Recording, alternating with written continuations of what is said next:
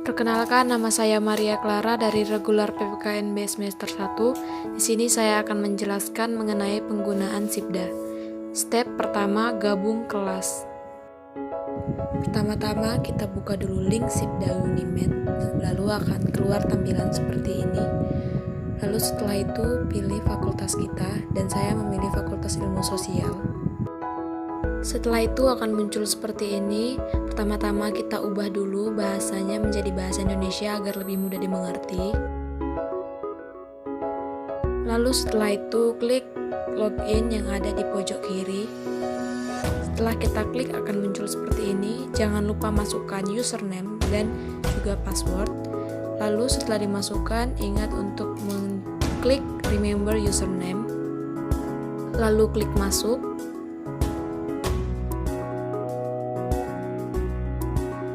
Nah, setelah masuk akan muncul tampilan seperti ini.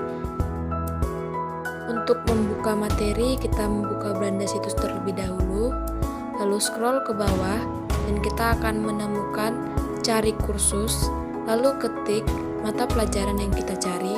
Di sini saya akan mencari pengantar ICT. Nah, lalu biasanya akan muncul kode. Setelah muncul kode, kita akan diarahkan untuk hasil pencarian reguler masing-masing. Di sini saya akan memilih reguler B karena saya berada di reguler B. Nah, setelah itu akan muncul tampilan seperti yang ada di atas. Setelah sudah selesai gabung kelas, kita akan lanjut ke step kedua, yaitu menu-menu dalam SIPDA. Di dalam menu-menu SIPDA terdapat peserta, badges, competition, nilai, general, kontrak kuliah, RPS, serta link absensi online, dan pengumpulan tugas di setiap pertemuan. Setiap menu-menu yang saya sebutkan tersebut memiliki fungsi-fungsi tersendiri sesuai dengan bagian masing-masing. Nah, lalu ada pengumuman. Di pengumuman ini adalah informasi-informasi penting yang disampaikan oleh dosen. Lalu ada kehadiran via SIPDA, ada forum diskusi via SIPDA, dan itu merupakan contoh diskusi yang sudah lewat. Selanjutnya terdapat kontrak kuliah, RPS, beserta link absensi online.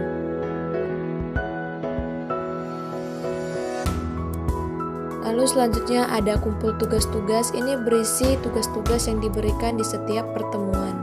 Seperti contoh pertemuan pertama, pertemuan kedua, pertemuan ketiga, dan juga pertemuan keempat.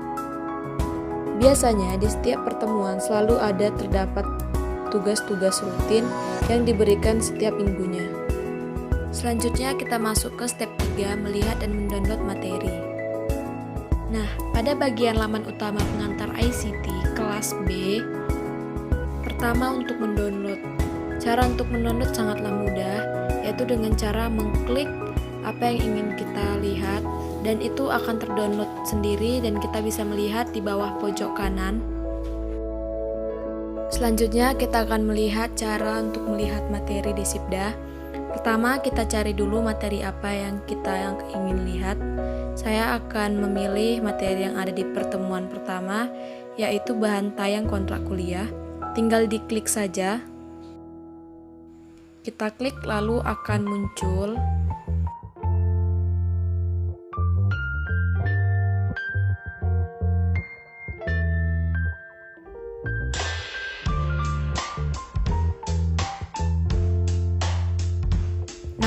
kira-kira seperti inilah yang akan muncul nantinya.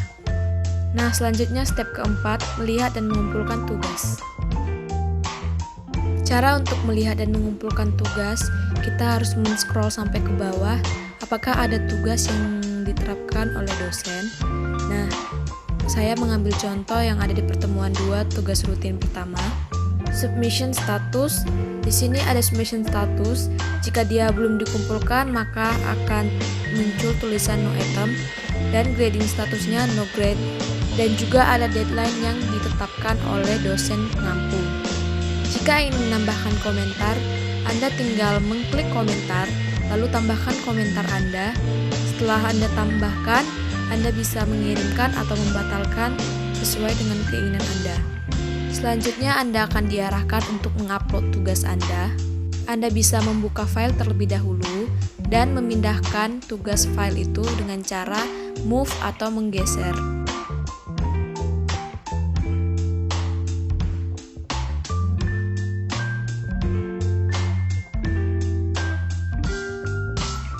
Nah, di sini saya akan memilih secara acak dan saya sudah meletakkan tugas saya. Lalu tinggal menyimpan perubahan.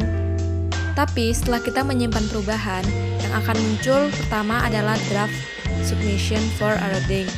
Nah, itu kalau kita bisa merubah masih bisa. Tapi kalau kita nggak mau merubah lagi, kita bisa langsung untuk scroll ke bawah dan save permanen.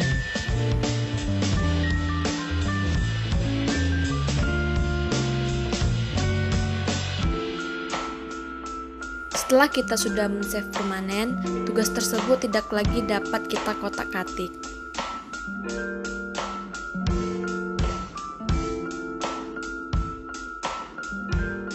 Setelah selesai, kita lanjut ke step 5, absensi dan forum diskusi. Untuk absen sendiri, setiap dosen tidak selamanya meminta kehadiran via Sibda. Ada juga dosen yang meminta kehadiran via WA atau via form. Untuk kehadiran via Sibda, kita bisa mengklik kehadiran via Sibda yang terdapat dalam menu Sibda tersebut. Lalu akan muncul seperti yang ada di atas. Sebenarnya itu akan muncul submission di setiap pertemuan.